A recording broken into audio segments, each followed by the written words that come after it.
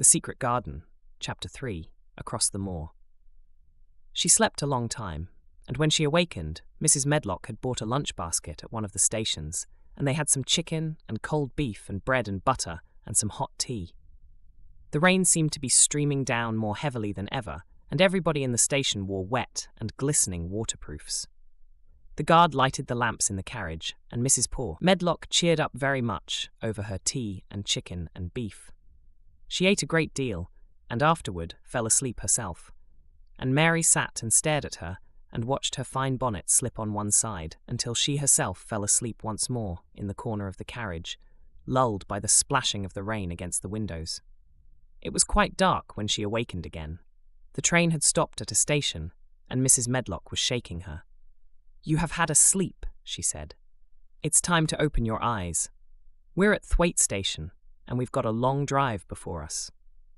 Mary stood up and tried to keep her eyes open while Mrs. Medlock collected her parcels.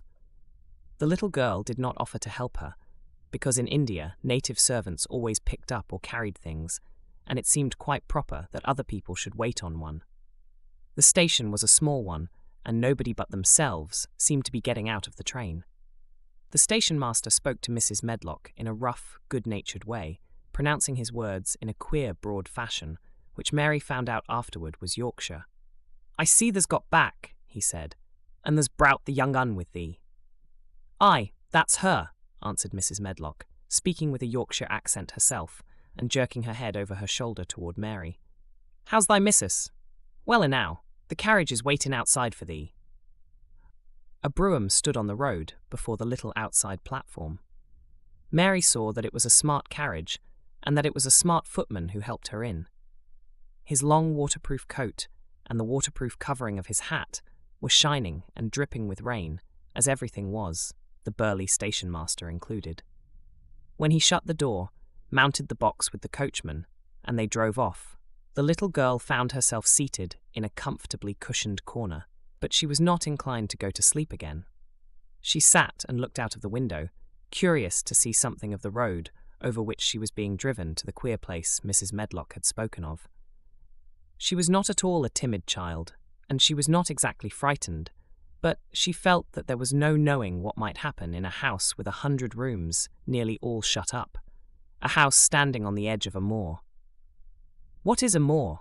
she said suddenly to Mrs. Medlock. "Look out of the window in about 10 minutes, and you'll see," the woman answered. "We've got to drive 5 miles across Misselthwaite Moor before we get to the manor.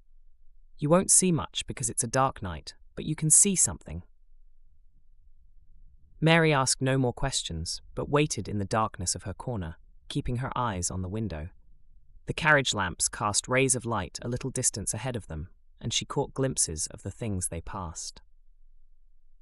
After they had left the station, they had driven through a tiny village, and she had seen whitewashed cottages and the lights of a public house. Then they had passed a church and a vicarage, and a little shop window or so in a cottage with toys and sweets and odd things set out for sale. Then they were on the high road, and she saw hedges and trees. After that, there seemed nothing different for a long time. Or at least it seemed a long time to her. At last, the horses began to go more slowly, as if they were climbing uphill, and presently there seemed to be no more hedges and no more trees. She could see nothing, in fact, but a dense darkness on either side. She leaned forward and pressed her face against the window just as the carriage gave a big jolt. We're on the moor now, sure enough," said Mrs. Medlock. The carriage lamps shed a yellow light on a rough-looking road, which seemed to be cut through bushes and low-growing thing which ended in the great expanse of dark apparently spread out before and around them. A wind was rising and making a singular, wild, low, rushing sound. It's not the sea, is it?" said Mary, looking round at her companion. "No, not it," answered Mrs. Medlock. "Nor it isn't fields nor mountains. It's just miles and miles and miles of wild land that nothing grows on but heather and gorse and broom, and nothing lives on but wild ponies and sheep." "I feel as if it might be the sea, if there were water on it," said Mary. "It sounds like the sea just now." "That's the wind blowing through the bushes," Mrs. Medlock said. "It's a wild, dreary enough place to my mind, though there's plenty that likes it, particularly when the heather's in bloom.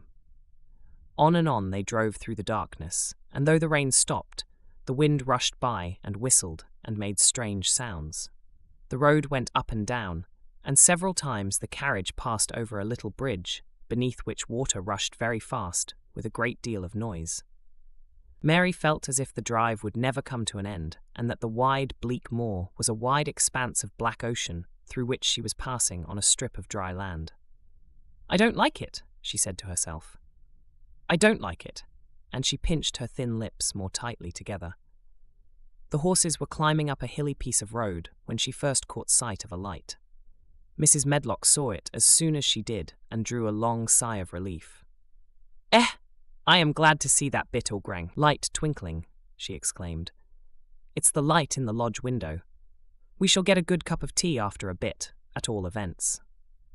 It was after a bit, as she said, for when the carriage passed through the park gates, there was still 2 miles of avenue to drive through, and the trees, which nearly met overhead, made it seem as if they were driving through a long, dark vault. They drove out of the vault into a clear space and stopped before an immensely long but low-built house, which seemed to ramble round a stone court. At first, Mary thought that there were no lights at all in the windows, but as she got out of the carriage, she saw that one room in a corner upstairs showed a dull glow. The entrance door was a huge one, made of massive, curiously shaped panels of oak, studded with big iron nails and bound with great iron bars. It opened into an enormous hall, which was so dimly lighted that the faces in the portraits on the walls and the figures in the suits of armour made Mary feel that she did not want to look at them. As she stood on the stone floor, she looked a very small, odd little black figure, and she felt as small and lost and odd as she looked.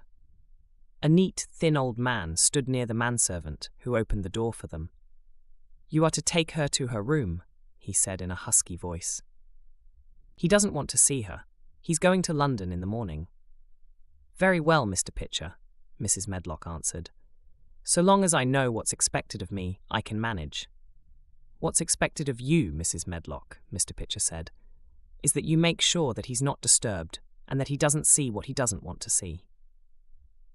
And then Mary Lennox was led up a broad staircase and down a long corridor and up a short flight of steps and through another corridor and another until a door opened in a wall, and she found herself in a room with a fire in it and a supper on a table. Mrs. Medlock said unceremoniously, "Well, here you are. This room and the next are where you'll live, and you must keep to them. Don't you forget that." It was in this way Mistress Mary arrived at Misselthwaite Manor, and she had perhaps never felt quite so contrary in all her life.